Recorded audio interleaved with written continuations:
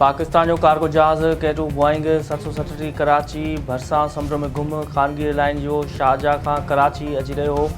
Pakistan airport authority जो चवणु आहे त कार्गो जहाज़ में मिले जा 5 कारकुन मौजूदु हुआ।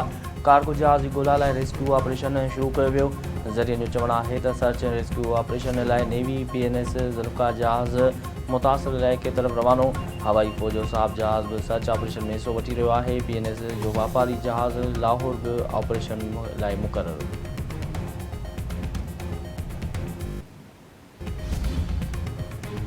सिंध में कणिक ज़ख़ीरो कंदड़ एतिरादु बहिरान पैदा कंदड़नि ख़िलाफ़ क्रैकडाउन शुरू करण जो ऐलान। कणिक जी ख़रीदारी ज़ख़ीरे मुंतक़िली ऐं जारी करण जो निज़ाम डिजिटल करण जो फ़ैसिलो। वॾे वज़ीर सैयद मुराद अली शाह फ्लोर मिलनि वापारियुनि तरफ़ां कणिक ज़ख़ीरो करण ऐं एतिरादु घोर पैदा करण जो नोटिस वरितो। आटे जे अघनि में इस्तेहकाम लाइ कणिक ज़ख़ीरो कंदड़नि ख़िलाफ़ बिना कंहिं फ़र्क़ कार्रवाई करण जो हुकुम। सूबाई काबीना तरफ़ां सिंध इंफॉर्मेशन टेक्नोलॉजी कंपनी खे मनसूबे में शामिल करण जी सिफ़ारिश। क़ौमी कणिक पॉलिसी जो तफ़सीली जाइज़ो वठण लाइ ख़ुराक ज़राअत ऐं क़ानून वारी सेक्रेटरी ते ॿधल कमेटी क़ाइम। सीनियर सूबाई वज़ीर शजील इनाम अहमद जो चवणु आहे त कणिक जो एतिरादु बहिरान पैदा कंदड़नि ख़िलाफ़ सख़्त कार्रवाई कई वेंदी। सिंध में बिजली ऐं गैस जो बहिरान आहे। मुतहदा खे वफ़ाक़ मां इस्तीफ़ा ॾियणु घुरिजे। ख़ुराक वारे सूबाई वज़ीर मखदूम ज़मान जो चवणु आहे त ख़ुराक खाते खे डिजिटाइज़ करण जो फ़ैसिलो कयो आहे। कणिक जी क़ौमी पॉलिसी बाबति वफ़ाक़ी सरकार सां कुझु इख़्तिलाफ़ आहिनि। ज़राअत वारे सूबाई वज़ीर मोहम्मद बख़्श महर जो चवणु आहे त मौसमियाती तब्दीली सबबि कणिक जी पैदावार में घटाई थी आहे। पाणी जो घटि इस्तेमालु करे कणिक जी पैदावार में इज़ाफ़ो करणो आहे। मोहम्मद अली मरकानी जो चवणु आहे त मछीमारनि खे तहफ़्फ़ुज़ फ़राहम करण लाइ नओं इदारो क़ाइमु कयो वेंदो।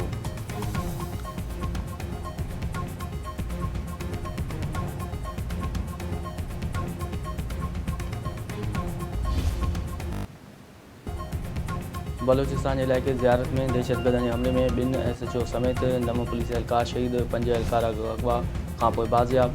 सिक्योरिटी फोर्स जे ऑपरेशन में 15 दहशतगर्द मारिजी विया। बलोचिस्तान हुकूमत जे तर्जुमान शाहिद रिंद जो चवणु आहे त ज़ियारत में दहशतगर्दनि जे हमले में 2 SHO समेत 9 एहलकार शहीद थी विया आहिनि। 5 ॼणनि खे अगवा कयो वियो आहे। क्लीयरेंस ऑपरेशन दौरान 15 दहशतगर्द मारिजी विया आहिनि। दहशतगर्दनि जे हर हमले जो मज़बूत फ़ैसिला जो जवाबु ॾिनो वेंदो। रत जे हरफुड़े जो हिसाबु वरितो वेंदो।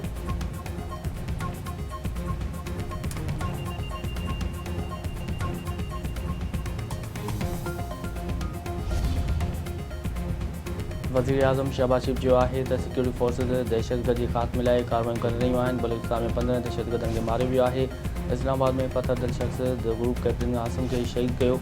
वाक़े में मुलविस जवाबदारनि खे सख़्त सज़ा ॾिनी वेंदी। पाकिस्तान ऐं तुर्किया विच में लाॻापनि खे वधीक हथी ॾिनी वेंदी। वफ़ाक़ी काबीना 3 सालनि ऐं नई हज पॉलिसी जी मंज़ूरी ॾेई छॾी। PP चेयरमैन बिलावल भुट्टो ज़रदारी चयो आहे त साज़िशुनि बावजूदि PP गिलगित बल्तिस्तान में हुकूमत क़ाइमु कई। PP जा चूंडियल नुमाइंदा बंदि कमरनि में विहण बदिरां आवाम सां गॾु बीही हुकूमत हलाइनि। गिलगित बल्तिस्तान जी तरक़ी लाइ 100 ॾींहनि जो प्लान जोड़ियो वञे। कारकर्दगी ते रोको ॾिनी वञे। मिल्कियत जे हक़ बाबति क़ानून साज़ी करे अमल कराए वञे। गिलगित बल्तिस्तान में मकानी इदारनि जी चूंडनि बाबति तयारी फौरी तौर ते मुकमल कई वञे। अमरीकी सदर डोनाल्ड ट्रंप तरफ़ां तुर्किया खे F-35 जहाज़ ॾियण जो ऐलान। इसराइल जा एतिराज़ रद्द। संदसि चवणु आहे त अमरीका खे हुर्मुज़ लंघ जी ज़रूरत नाहे। वॾे मिक़दार में तेल मौजूदु आहे। तुर्क सदर रजब तय्यब एर्दोग़ान ईरान सां मुआहिदे में भरपूर मदद करे रहियो आहे। तुर्किया रुॻो संदसि करे इसराइल ख़िलाफ़ जंग में शामिल न थियो। ईरान ख़िलाफ़ जंग दौरान नेटो तमामु घणो मायूस कयो आहे।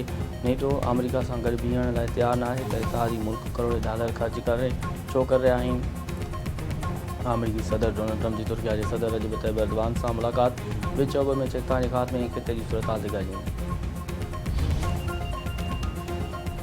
अमरीका ऐं इसराइल जी बमबारी में शहीद थियल ईरान जी अॻूणे सुप्रीम लीडर आयतुल्ला ख़ामनाई जे क़ौम में जनाज़ नमाज़ अदा। ईरानी मीडिया जो चवणु आहे त मर्द खे हेलीकॉप्टर ज़रिए तेहरान खां क़ौमी शहर पहुचायो वियो। जनाज़ नमाज़ मस्जिद दमकरान में अदा कई वई। लखे माण्हुनि जी शिरकत। मर्द क़ौम खां पोइ पाड़ेसरी मुल्क इराक़ जे मुक़दस शहर नजफ़ ऐं करबला में बहानो वेंदो। लखे माण्हू आख़िरी दीदार कंदा। जनाज़े जे जुलूस खां पोइ आयतुल्ला ख़ामनाई खे संदसि सभाणे शहर मशहद में मिठी माहौल कयो।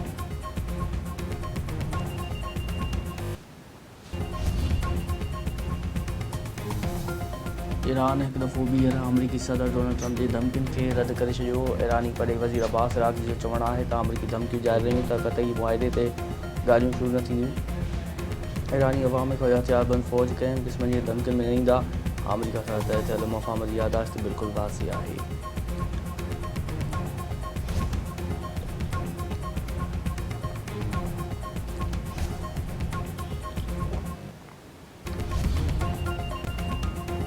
पाकिस्तान भारत जे सिंतास मुआहिदे बाबति क़दमनि खे ॾखण एशिया में स्ट्रेटेजिक इस्तेहकाम लाइ ख़तरो करार ॾेई छॾियो। वापडा चेयरमैन जो चवणु आहे त भारत जा ओलह दरियाहनि ते नवां मनसूबा ख़िते में पाणी सलामती खे ख़तरे में विझी रहिया आहिनि। वफ़ाक़ी वज़ीर तातार जो चवणु आहे त सिंतास मुआहिदे जी मुअतली ते भारत खे शर्मसारी खां सवाइ कुझु बि हासिलु न थींदो।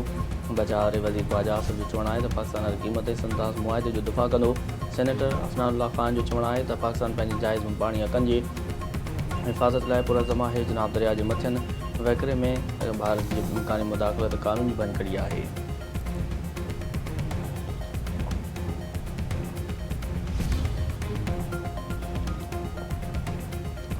पाकिस्तान किर्गिस्तान विच में वापार सीड़पकारी ऐं स्ट्रेटजिक भाईवारी ते इतफ़ाक़। सदर आसिफ अली ज़रदारी किर्गिस्तान जे हममनसब विच में सियासी राब्तनि पार्लियामानी हुकूमतुनि ऐं पदी वज़ारत विच में सहकार मज़बूत करण जो फ़ैसिलो। सदर आसिफ अली ज़रदारी जो चवणु आहे त पाकिस्तान ऐं किर्गिस्तान खे गॾिजी तरक़ी जा नवां रस्ता ॻोल्हणा पवंदा। ॿई मुल्क गॾियल मज़हबी तारीख़ी ऐं सक़ाफ़ती रिश्तनि में ॿधल आहिनि। पाकिस्तान पंहिंजूं शयूं मुनासिब अघ ते किर्गिस्तान खे ॾियण लाइ तयारु आहे।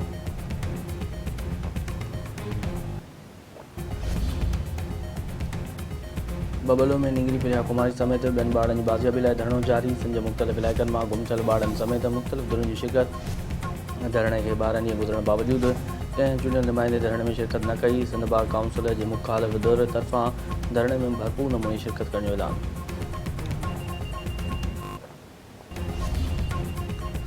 सखर मां अगवा थियल सिंगड़ा वासी निंगरी प्रिया कुमार जी बाज़ियाबी लाइ नई GID जोड़ण जो फ़ैसिलो। DIG नासिर आफ्ताब नई GID जोड़ण लाइ IG सिंध जावेद आलम ओडे खे ख़त लिखी छॾियो। नई गॾियल जांच टीम बि एहसास इदारनि जे नुमाइंदनि खे बि शामिल करण जी सिफ़ारिश।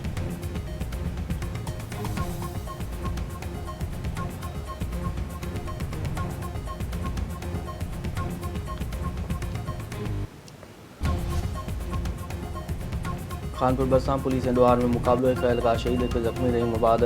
थाणे जी अदब बेगारी पुल भरिसां फायरिंग जे विच में 2 पुलिस एहलकार यूनिस लाशारी सदाम ओठो सख़्तु ज़ख़्मी थी पिया। ज़ख़्मी सदाम ओठो ज़ख़्मनि जी सट नसंदे इस्पताल में दम ॾिनो। सूबाई गुरू वज़ीर ज़ियाउल सलन जा नोटिस वरितो। SSP शिकारपुर खां रिपोर्ट तलब।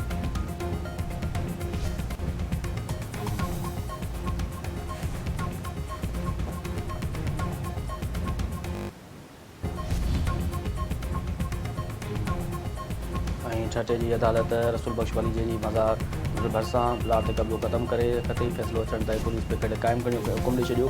जवाबदार धुर खे 21 जुलाई ताईं जवाब जमो करण जी मोहलत। अवामी तहरीक तरफ़ां प्लाट ते कब्ज़े ख़िलाफ़ मकली खां 6 ताईं मार्च नेशनल हाईवे ते धरणो। अॻवाणनि जो चवणु आहे त अवामी तहरीक जे जदोजहद खां गॾिजी रसूल बख्श वली जी मज़ार ते ज़मीन ते कब्ज़ो कयो वियो आहे। सिंध में पाणी जी खोट ऐं वसीलनि जी फॉल्ट ख़िलाफ़ अवामी तहरीक पुरअमन जदोजहद जारी रहंदी।